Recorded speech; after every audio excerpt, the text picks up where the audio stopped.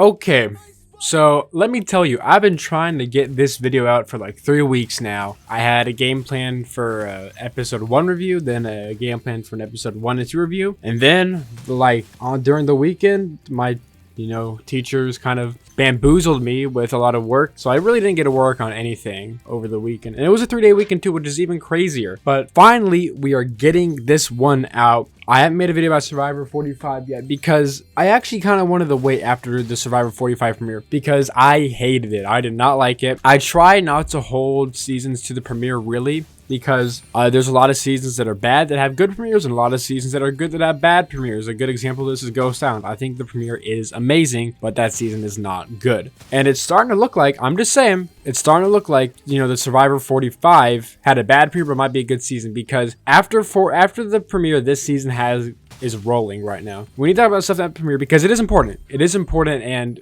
you need to point out the stuff that was bad in the premiere. First of all, I had a bit of a problem with casting and maybe tribe casting, because right out of the gate, the Lulu tribe looked like they were just gonna get crushed. And I mean, so far, we were right, because the Lulu tribe has gotten crushed. I just didn't think that the people who made the season did a good job making the tribes. But we also got to talk about Brandon, and so we got to talk about Hannah, because what she did made me very mad. Okay, it's like she was in the game, she got on the season, and she quit after 2 days.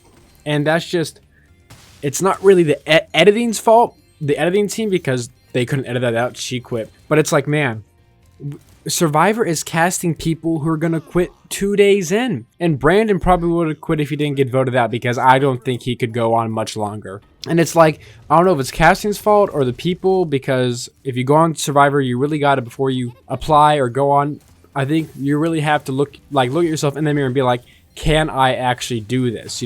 Can I really? Because like, if you're gonna quit 2 days into the game, there's no way that before you went on the season you were like, I can do this.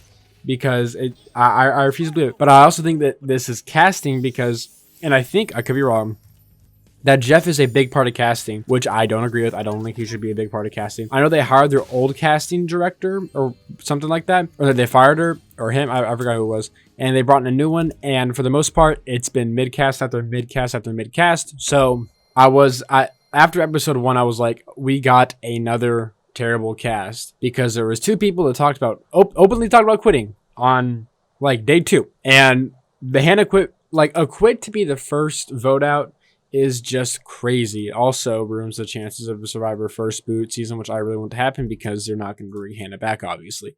And that just, like, it made me so angry, because I feel so bad for the women that were alternates for Hannah that then watched her quit 2 days in, knowing that they would have stayed for all, well, not 39, I was about to say 39, 26 days of the show. It's like, that is bad. Another thing we got to talk about is the Survivor opening credits. They're back.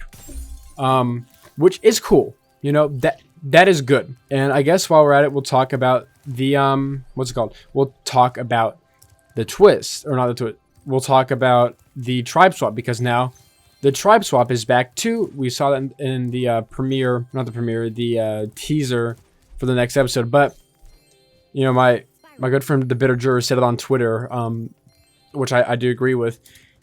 He said that Survivor is like Madden or Call of Duty. They remove features, opening player intro, and add them back years later and expect praise for it. Survivor is just putting a ribbon on its turd. And somewhat I do agree with that, because it's like, okay, you brought back the opening, and Jeff was like, oh, we're bringing it back.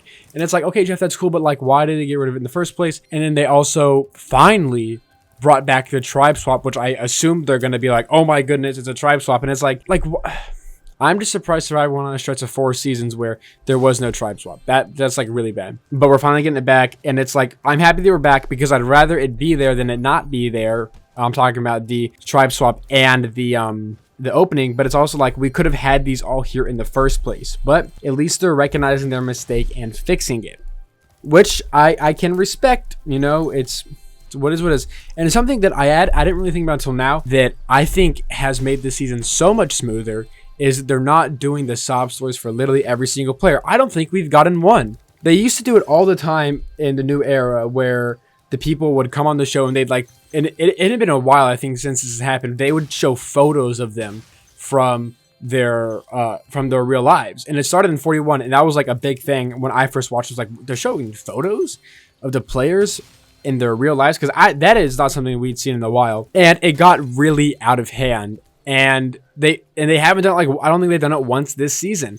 And that, I mean, I'm telling you, that does wonders. I'm telling you, because it just smooths out the run of the show so fast. And speaking of the run of the show is now longer. It's now 90 minutes instead of 45 or whatever. And originally I was pretty hesitant towards this, because I thought they were kind of in 43 and 44 more specifically, I thought in the 45 runtime, they were already kind of dragging stuff out for content. So I was like, okay, we're getting an extra 30 minutes. Is this actually going to be good and help us understand the movements within the game and stuff, the movements within the game and stuff like that? Or are we just going to get stuff that's like, okay, it's cool, you could have had it in the episode, but did you really need it? And so far, except in episode 1, I think they've done a pretty good job at showing us more stuff to help us better understand the movements within the game.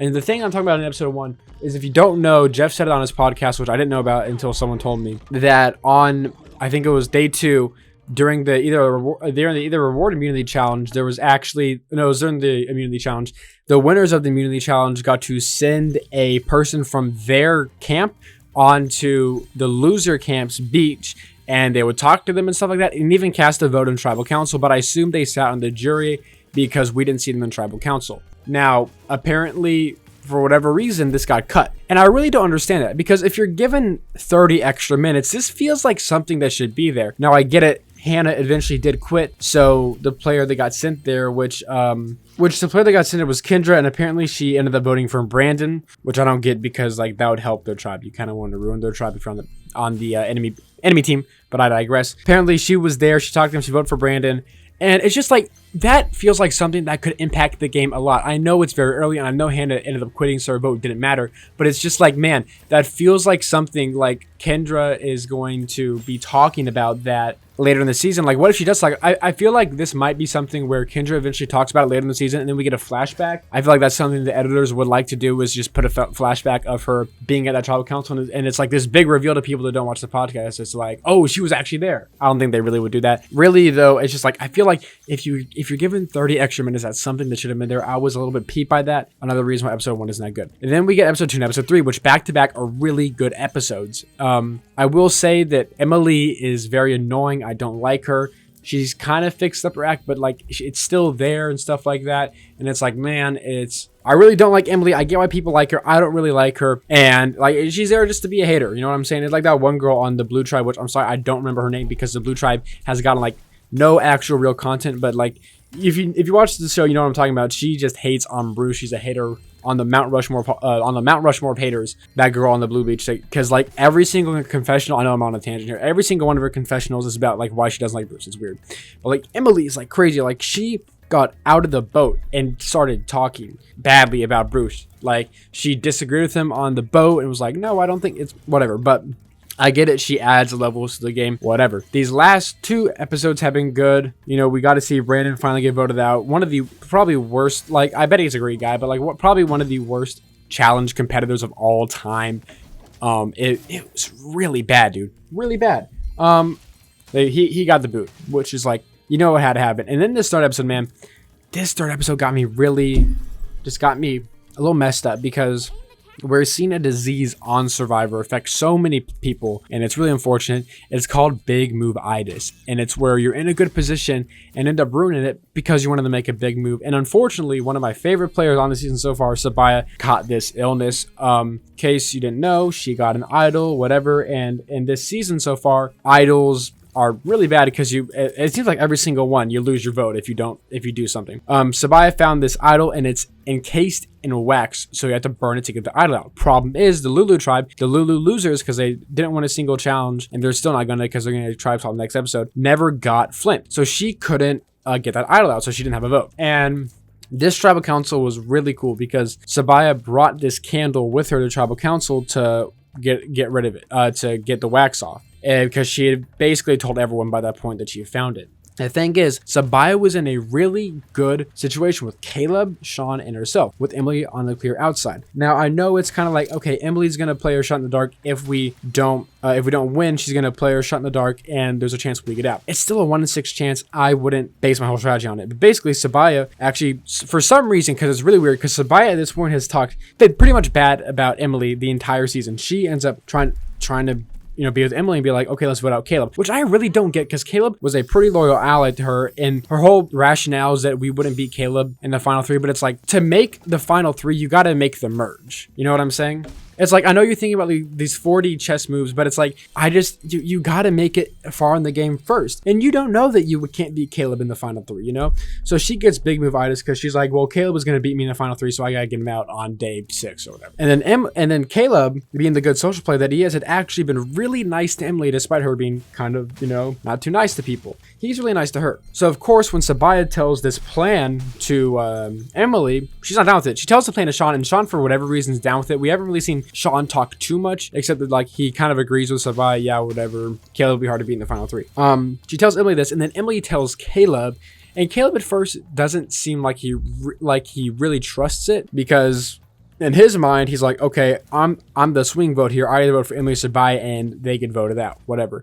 Which is not true. If he doesn't vote for Sabiyah, well, actually, it wouldn't matter. If he voted for Emily, then he would have gotten voted out if Sabiyah had a vote, but we come to find out she doesn't. Sabiyah doesn't have her vote, so she wants to get her vote back because this is a very big tribal council. So and this tribal council is great because Sabiyah brings like her stuff with her, like a giant stick to put the candle in and take it out. And like there's this whole part where like they take the candle out once it's done melting and pour water on it in front of everyone. It's probably one of the best tribal councils we've seen since like Winners at War. It was actually that good. I'm not being like person of the moment, or I'm not being recency bias. I actually like genuinely believe it's one of the best tribal councils we've seen in a while. And she gets it, and then she goes up to vote, and then it says, okay, this idol is only good for one tribal council unless you don't vote in this tribal council. It's good till the merge. And then if you don't vote again at your next tribal council, it's good to the final 5. So you have to lose your vote for 2 rounds in a row for this idol to work. And it's like, I get why I kind of like this idol, but I feel like it should be final 8 then final 5 instead of final 10 then final 5. And I also just really don't like people getting their vote taken away so much this season, or this new era. I'm still not a fan of people losing their votes left and right. We've basically seen every single idol that gets into play this season that it takes away your vote, at least for a limited amount of time. And we see this, and we actually saw this in the Red Tribe too, because Drew found one, or no, it wasn't Drew. We saw Austin find the advantage, and he got the same dilemma where he can't vote for 1 round or 2 rounds, that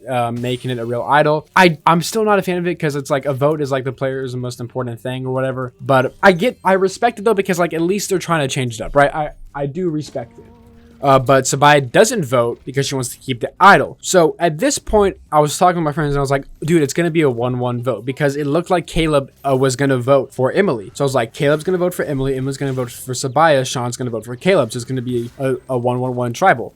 That did not end up happening, unfortunately. I think that would have been really cool if it did. But we got a pretty cool moment too, where it's Sabiyah's, then Luke Sabiyah, and then Luke, and then Sabiyah again. It's like third person voted out Sabiyah. Man, I really wanted Sabiyah and Luke to be like a power alliance in this season, because I both really like them a lot. I hope, even though it probably will never happen, that we see Sabiyah again, because I just think she's a really cool person. She gets voted out third. She's the third person voted out. It was actually second, but they say third person voted out this season. I was kind of saddened by this, as you can see by this message I sent. I actually sent a couple messages. I was like, me after realizing me right now because Emily will live to see another day on Survivor 45, and then I sent another one where I said me right now because we didn't get to see a Caleb Sabiyah Power Alliance. I really wanted to see a Caleb Sabiyah Power Alliance, but we did get a very good tribal out of this. So you know what? It is what it is. And now we get the tribe swap. Finally, I'm thinking that production, this might have just been a random thought from production, because it's like, oh shoot, this tribe is going to lose every single challenge if we don't do something. And that's going to be really interesting. So as of right now, just out of the gate, I would say in the new era, the strongest first 3 episodes probably goes to Survivor 41. I've stuck up for the Survivor 41 pre-merge many times by saying it was a pretty decent pre-merge. But I think after 3 episodes, this is the best season so far in the new era. But again, that's after 3 episodes. It could easily fizz out. fade away. We saw in Survivor 44 at the merge there was so much. It looked like it was going to be such an exciting season, and it just was mid after mid after mid after mid. So I don't get my hopes up too much. But I think even like Survivor haters can honestly be like, this season hasn't been that bad, and it's actually been pretty good at some points. I'm sorry this video took so long to get out, but school and stuff like that. Anyway, guys, hope you guys enjoy this video, and may God bless y'all, and y'all have a great day. Peace.